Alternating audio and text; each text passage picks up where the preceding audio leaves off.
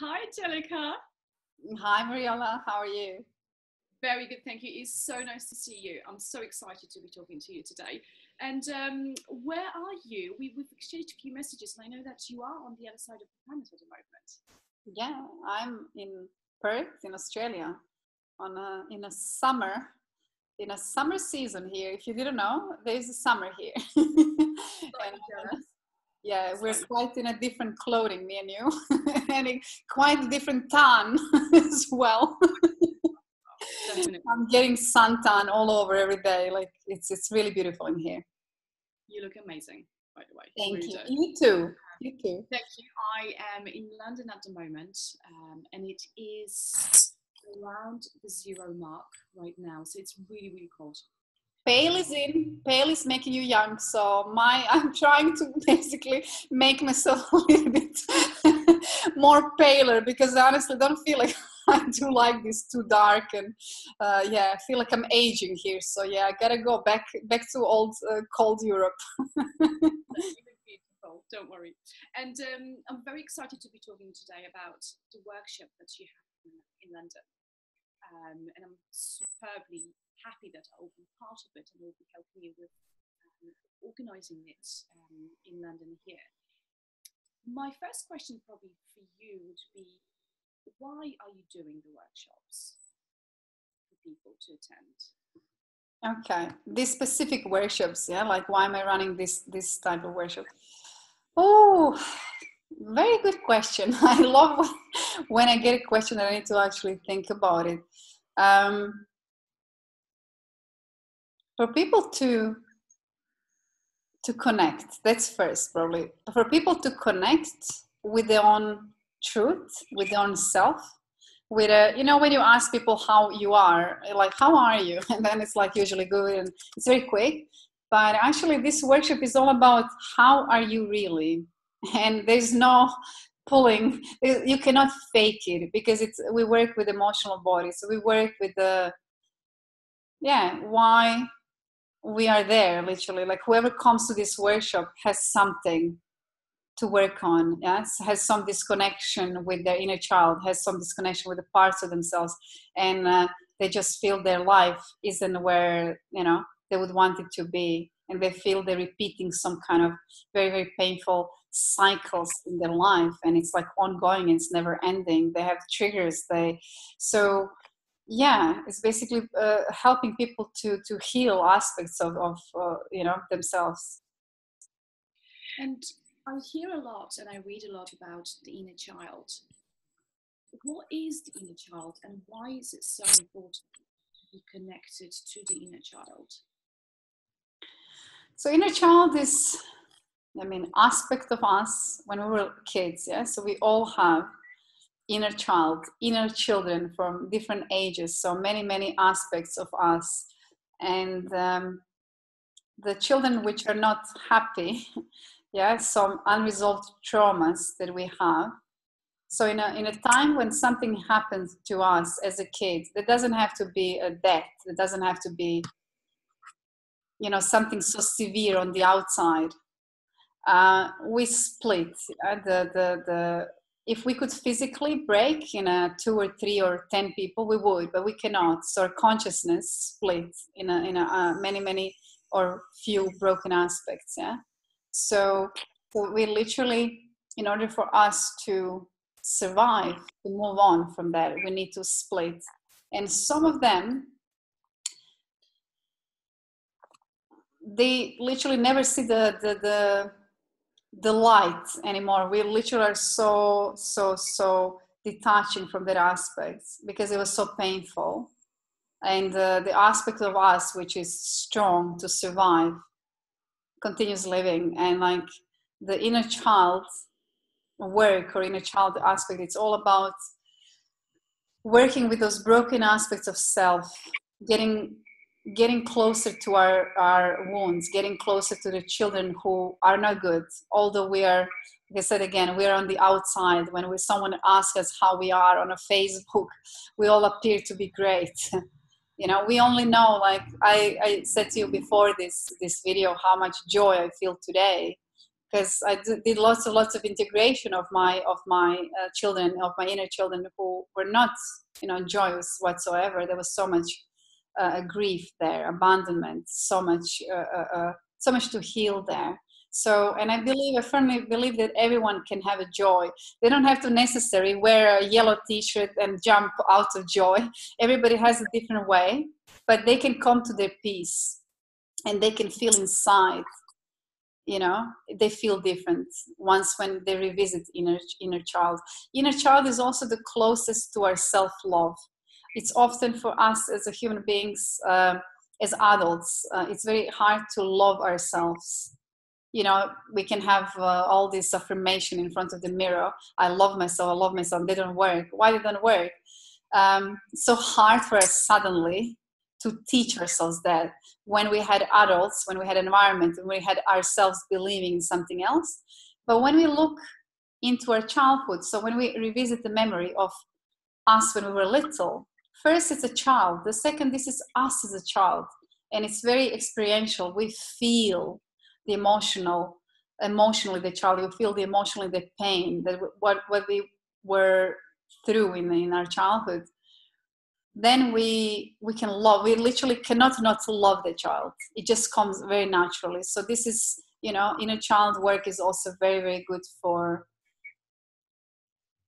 self-love and for working on a self-worth and everything that comes with it. Mm-hmm. Sorry for interrupting. Does that mean that the inner child work is pretty much for everyone? Because we all have those inner child. Yeah, definitely. Like we're all inner children in a suits, or in my case, in a yellow t-shirt. Like I opted for that life now. I had a life when I had to wear more like suits, but yeah. So we are all like just the big children.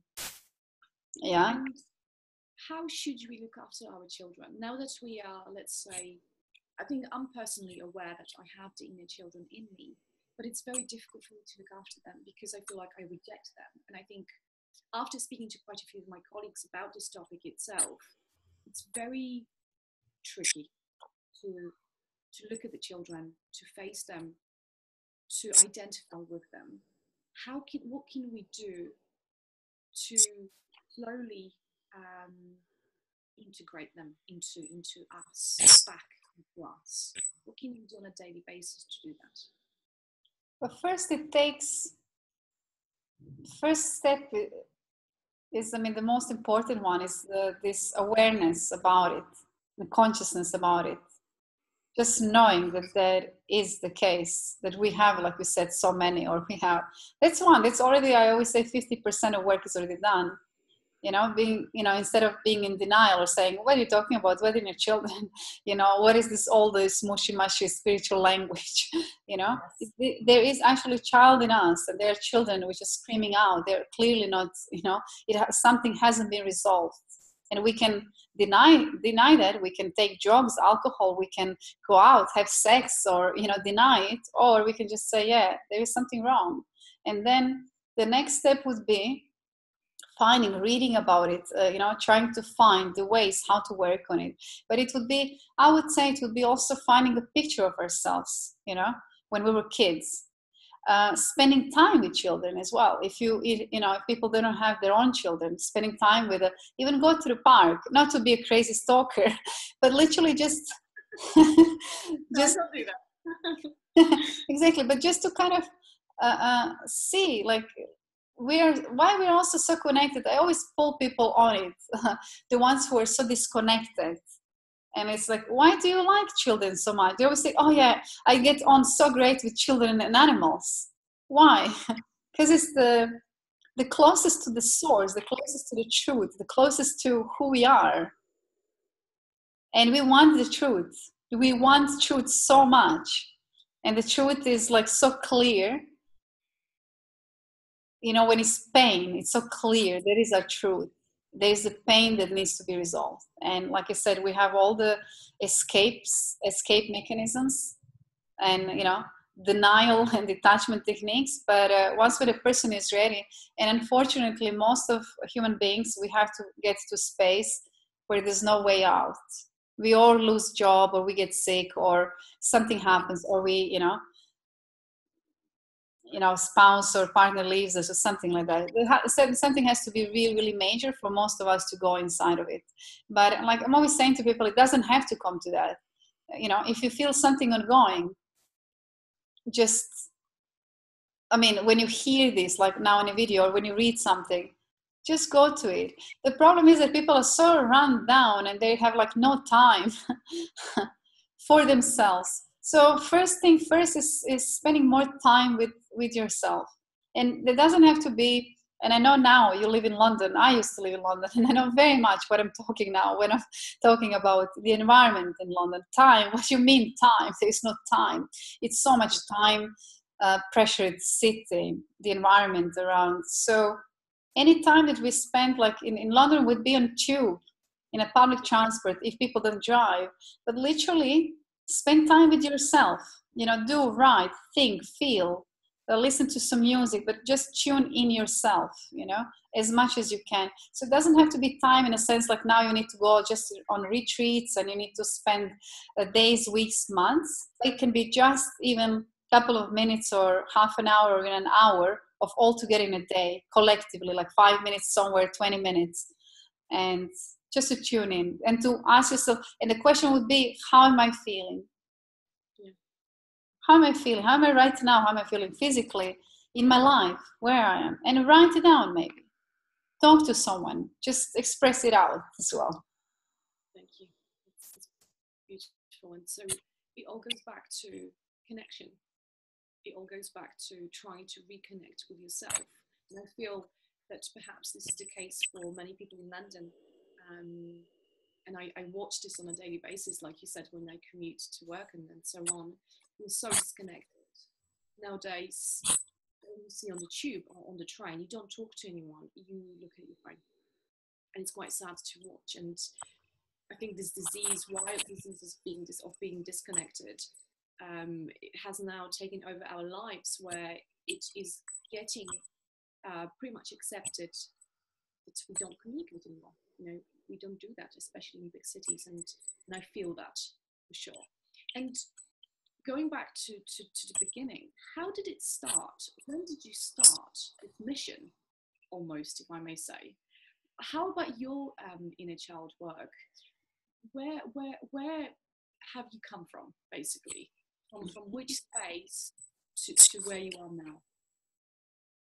Yeah, so I did, when I started with it, or, when we were all born, my generation or any, like there was no, first you didn't know that, like I didn't know anything that I know now. We talked about this earlier on before this video as well, what we did and like I was born, I was an orphan child, and I grew up in orphanage and in a foster family, and a foster family was quite physically and emotionally abusive, and I lived there like from 2.5 years old until I ran away, literally, from when I was 19. So at that point I did not know neither that I'm physically, mentally and emotionally ill, but I was. And if somebody would tell me that when I was 19, I would clearly deny it. And I was angry at the time, and I wanted to just, run away from all these wounds. I was really, really angry. Now, again, knowing what I know, that anger really helped me to move and shift, because I wasn't feeling I had a victim for a long, long time, but it was hidden victim. Above was the angry, angry young woman who just wanted to live. There is also one thing that I'm really, really, blessed with. I really wanted to live, and I didn't want to survive. At the beginning, I thought, oh yeah, just to get out there. But then it was more that I wanted. So I first my kind of I felt like from a very, very early on in my childhood that I need to be smart, that I need to study, that I need to be the best, that was my way out. That was my only way out in the society, in the family, in the town, in the country, that I needed to get out. And the education was very important to me. because I needed to be someone. I was no one. I was bullied. I lived, in a very, very poor family. I was like from all over. I was, very like raised as an ugly duckling, poor, and everything like the worst that you can think of yourself. This is what I thought of myself. And living life that I live now, it's literally a dream. And I know it looks like a Hollywood movie, a happy ending, but it's not. There's no happy endings. There's ongoing healing. And it's just the realization how blessed you are with what you have. If you get to that point that you're realizing, wow, just even the fact that I'm alive today, I should be celebrated, let alone all my successes on the outside, what people see. Yeah. I said, even like for me as a child, just to be now in Australia was an unachievable dream. So basically, I signed up, I enrolled law university, but then I left it because it wasn't, I just realized that is not for me. I came to London to improve my English and kind of to go back to uni. But then something else happened. Like London opened me up from from many different directions, and also it was finally a safe place, the safer place for me, although it was really hectic for me to be in that environment, and being very uncomfortable, but was a healing place for me because it was further away from my trauma place. So then I started my healing journey that I didn't even know. So, and this healing work, like ongoing with the different tools, therapists, practitioners that I've done. So it's almost like 20 years of that. I enrolled also into a personal training course there and a nutrition. So I went from totally non-sporty kid and fat, like I was 20 kilos overweight just before I enrolled that. And I became almost semi-athlete with endurance races. But there was something in me now that I look back, I always wanted to go on the other side, like past something really hectic, and it's kind of done like, no, I'm going to be on the other side. It's like unbelievable for most people. So then I came to Dubai. So I lived in London for around 5 years. And then I came to Dubai as a personal trainer. And I there like also felt like, no, it's not about physical, it's not about personal training. So very soon I was like, I want to do psychology. There's some like emotional aspect that I need to work with. But then I was very scared to do another like degree, another 5-6 years of investment, because I thought maybe I'm going to abandon that again. And then I enrolled into business and corporate coaching and NLP and hypnotherapy. And then I came to Till Swan and this emotional trauma recovery, her completion process. And this is what I'm currently doing. And it's really, really fulfilling. And it's kind of, at the moment, it's kind of like a nice little circle. But I'm now investigating very much like voice, music, dancing, somatic experiencing, like any way, like again around it, that our trauma and around of expressing it, releasing it, and then integrating it. So yeah, it's never ending. It's never ending journey. It's never boring in my life. It seems. Definitely not boring. You know what? Every time I speak to you, I just get amazed on how much you get done in a short space of time. So to me, it feels like you are approaching maybe looking after your inner children from different angles. Now, it's the body approach, so your somatic healing, but you also are very heavy on the emotional and mental approach as well. So I guess that combination would be a way of, I don't want to say healing because that's obviously quite a big word, but improvement of our internal state. And with me, it resonated really well, how you helped me with completion process and releasing my trauma from childhood, which I was not aware of. It was an incredible step forward for me, which I will never forget. And I never dreamed that, I never knew that we have so many trapped memories inside us and so many traumas that are holding us back from becoming a better version of ourselves. So yeah, it's pretty exciting, and I'm very excited to know what you're going to do next. It might be something. Me too. crazy but extraordinary at the same time.